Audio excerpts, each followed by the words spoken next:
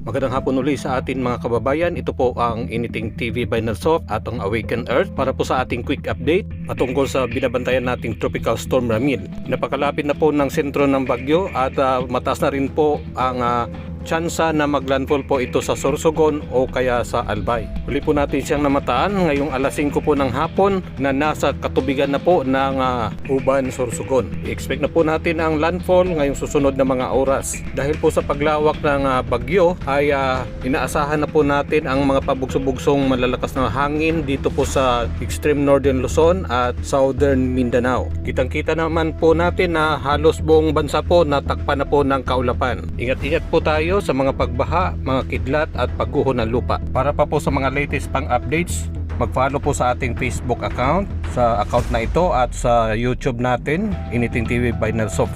Pakishare na rin po sa ating mga kababayan na apektado po ng bagyo.